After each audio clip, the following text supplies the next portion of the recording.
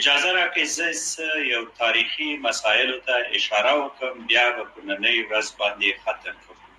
کله چې د افغان مسلمان مجاهد ولس د شوروي امپراتوري ملای ورماته په دې وخت کې چې کله مجاهدین د کابل دروازو ته ورسېد، دلته د CIA او د کمونستانو سره داسې یو توطیه جوړ شو چې د مجاهدینو د ستر با عظمته انقلاب چې 2 میلیونه شهیدان ورکړ هغه ورناکام کړ.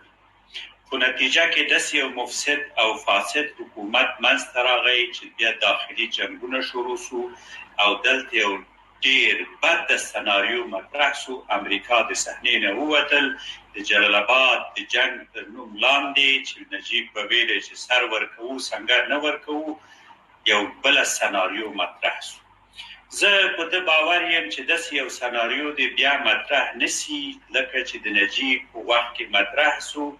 د نجیب د حکومت په وخت کې یا د مجاهدینو د ستر جهاد کمرنګه او بدنامه شو.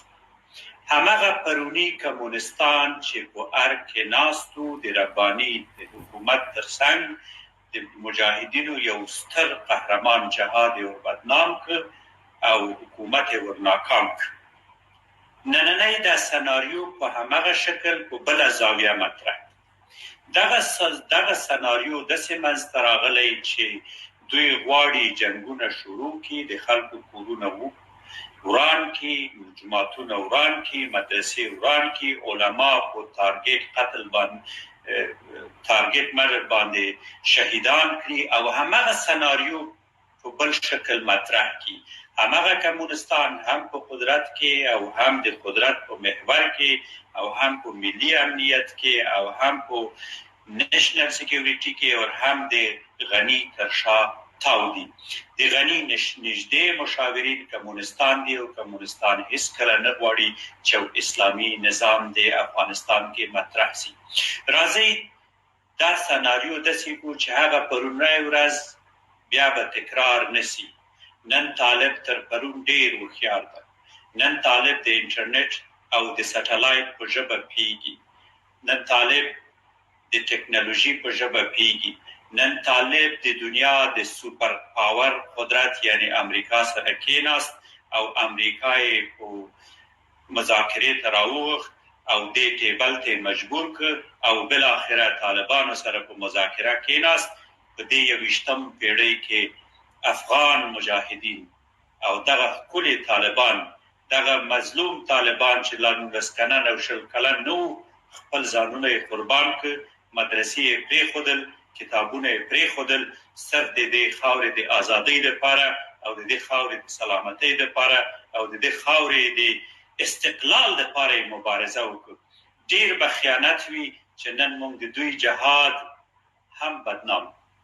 ملي اردو باندې مزره سوځي، زه پې دردېږم، اما ملي اردو نه زما دا تقاضا ده پرون چې دوی کوم عملیات کړي وو او چاربولک کې دغه عملیات دوی په کورونو باندې وکړي، 19 کسې وژلي.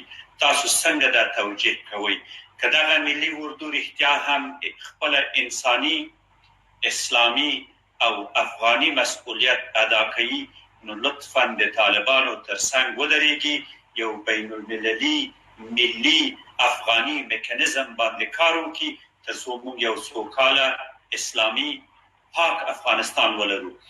یو خبره غواړم سیکولرانو ته وکم، سیکولرانو د تاسو ځای افغانستان نه ده، دا د شهیدانو کور ده، دا د اسلام کور ده، دا د علماو کور ده، دا د 2 میلیون شهیدانو د جهاد د وخت کور ده، دا د 1 میلیون 2 میلیون طلباو چې په ځانونه قربان کړ دوی کور ده. دلته سیکولریزم، کمونیزم، ماتریالیزم او فاشیزم نه چلیږي. دلته به اونلی یو ازم چلیږي چې هغه اسلام ده او اسلام زموږ دین ده. موږ په افغانستان کې اسلامي نظام غواړو. د دولت د غنی په متعلق 2 خبرې لرم. ډاکټر صاحب غنی، احترام لرم لکه د یو انسان تاته. زما او ستا مسلک جامعه شناسی ده او په سوسیولوژي انتروپولوژي کې داسې راځي چې یو ستر عالم خپل خلک نه وژني. راځه تاریخ کې دا ومنه او یو ځل د خپل خلکو سره ودرېږه او طالبانو ته غېږه خلاص کړه او یو اسلامي افغانستان دپاره کار وکړه. ته هم پیږې زه هم پیږم چې حکومت فاسد ده. ته هم پیږې او زه هم پیږم چې دا حکومت نه بین المللي حیثیت لري، نه اسلامي حیثیت لري او نه سیاسي حیثیت لري. راځه د خپل ژوند په د آخرو شېبو کې اسلام ته تسلیم شه. اسلام د عزت، د عفت، د وقار، د صلح، د امنیت، د تمدن او د رفاه دین ده.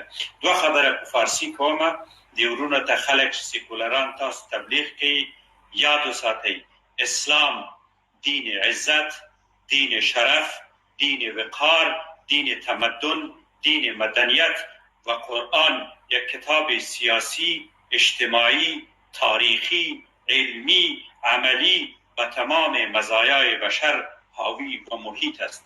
قرآن منبع و محور اقتصاد، تمدن، مدنیت، صلح و رفاه است. سیکولرها از اسلام چیزی ندارند و از اسلام هیچ روشنی را حاصل نکردند. اسلام دین معرفت، دین عزت، دین شرف است. ژوندی دی وي اسلام، ژوندی دی وي سپېڅلی طالبان او ژوندی دی وي زموږ افغانستان. پاک الله مو مل، الله مو خوشحال او ودانه لره. مننه. جزاک الله خیر. ماته مو هغې ته ضرورت پرې نه خو چې زه په اخر کې خبرې وکړم. تاسو خبره زه ویډیو بندوم. جزاکم الله خیر. سلام علیکم.